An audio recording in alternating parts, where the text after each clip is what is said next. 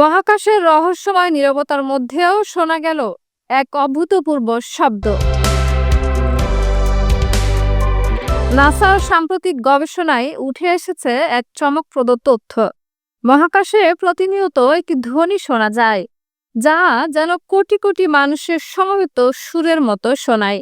এই আবিষ্কার প্রাসঙ্গিক করেছে 1400 বছর আগের একটি হাদিস, যেখানে রাসূল সাল্লাল্লাহু আলাইহি ওয়াসাল্লাম উল্লেখ করেছিলেন যে ফেরেশতারা আকাশে প্রতিনিয়ত আল্লাহর জিকির করছেন। হাদিসে বর্ণিত হয়েছে, শবে মেরাজের রাতে রাসূল সাল্লাল্লাহু আলাইহি ওয়াসাল্লাম আকাশের ভেতর এক রহস্যময় শব্দ শুনেছিলেন। তিনি বলেছিলেন, আকাশের প্রতিটি কোণ থেকে এক তীব্র কম্পনের শব্দ আসে, কারণ আকাশে এমন কোনো 4 আঙ্গুল পরিমাণ জায়গা নেই যেখানে ফেরেশতারা সিজদায় রত নন। অন্যদিকে বিজ্ঞানীদের মতে মহাকাশ একটি বায়ুশূন্য স্থান হওয়ায় সেখানে সাধারণত শব্দ শোনা সম্ভব নয়। কিন্তু নাসার গবেষণায় উঠে এসেছে, মহাকাশে বিদ্যমান বিভিন্ন কণা ও রেডিয়েশনের কম্পনের কারণে নিরবিচ্ছিন্ন শব্দ উৎপন্ন হয়।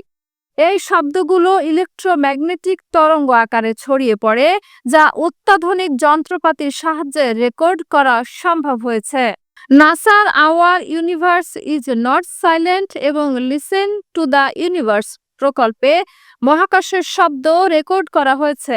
গবেষকদের মতে মহাশূন্যে বিভিন্ন নক্ষত্র ও গ্রহের চৌম্বক ক্ষেত্র এবং রেডিয়েশনের কম্পন এই শব্দ তৈরি করে। তাদের মতে এই শব্দ এমনই রহস্যময় যে মনে হয় কোটি কোটি মানুষ একত্রে গ্রেগরিয়ান চ্যান্ট গাইছে। উল্লেখ্য, গ্রেগরিয়ান চ্যান্ট হচ্ছে খ্রিস্টান ধর্মীয় সঙ্গীতের একটি রূপ, যা দলগতভাবে পরিবেশিত হয়। বিজ্ঞানীরা শব্দের উৎস নিয়ে বিভিন্ন ব্যাখ্যা দিলেও এর অনেকটাই মহানবী সাল্লাল্লাহু আলাইহি ওয়াসাল্লামের বর্ণনার সঙ্গে মিলে যায়। রাসূলের ভাষ্য মতে ফেরেশতারা আকাশের প্রতিটি কোণে আল্লাহর জিকির করছেন।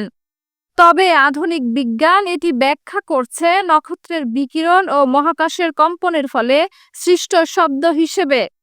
নাসার এই আবিষ্কার নতুন করে আমাদের মনে করিয়ে দেয় 1400 বছর আগের ঐশী বার্তাগুলোর তাৎপর্য কত গভীর। মহাকাশের শব্দগুলো কি সত্যি ফেরেশতাদের জিকির? এর প্রকৃত উত্তর একমাত্র আল্লাহই জানেন।